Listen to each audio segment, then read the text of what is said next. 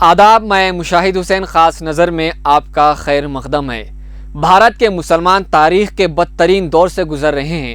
اتنی مشکل اور پریشان کن وقت شاید بھارت کے مسلمانوں پر کبھی نہیں آیا۔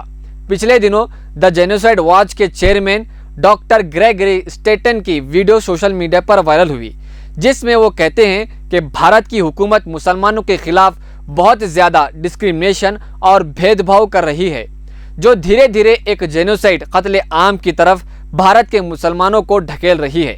ناظرین، واضح کرتا چلوں کہ ڈاکٹر گریگری اسٹیٹن کی آرگنائزیشن نے روانڈا قتل عام کے وقت بھی دنیا کو وارن اور خبردار کیا تھا، جس میں محض 100 دن کے اندر 8 لاکھ توتسی قوم کے لوگوں کو ذبح کر دیا گیا، موت کے گھاٹ اتار دیا گیا تھا۔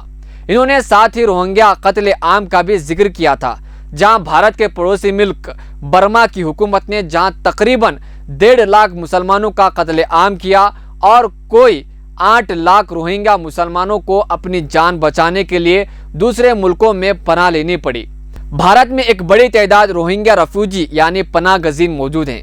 بتاتا چلوں کہ انہوں نے آج سے 3 سال پہلے بھی 2019 میں عالمی برادری یعنی انٹرنیشنل کمیونٹی کو خبردار کیا تھا کہ کشمیر اور آسام کے مسلمان قتل عام کے دہانے پر ہے، لیکن اب ان کا یہ پیغام صرف کشمیر اور آسام کے لیے نہیں بلکہ پورے بھارت کے لیے ہے۔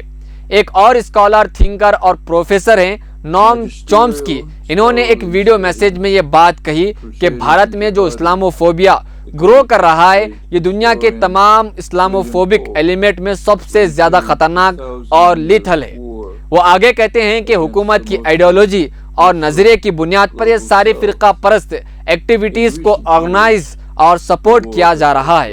اور اگر ہم پچھلے 6 مہینے کے اسلاموفوبک ایونٹس کو دیکھیں تو ہم آسانی سے یہ پہچان سکتے ہیں کہ یہ تمام انسیڈنٹس، ایونٹس اور پروگرام یہ سب ایک منظم سازش کا حصہ ہے۔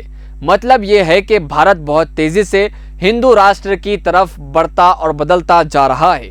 حالانکہ تمام غیر قانونی کاموں کو آسانی سے روکا جا سکتا ہے اگر صرف میڈیا اپنا کام صحیح کریں اور حکومت اور عدالت کے کاموں کو صحیح طریقے سے عام لوگوں کے بیچ پیش کریں۔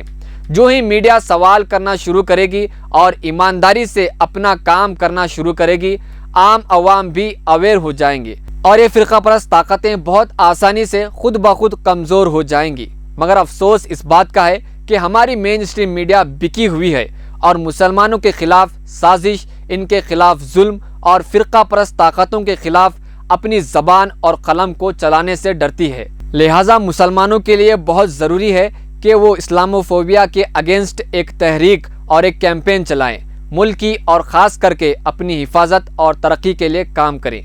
اس ویڈیو کو زیادہ سے زیادہ شیئر کریں اور ملی ڈائجسٹ کو سپورٹ کریں۔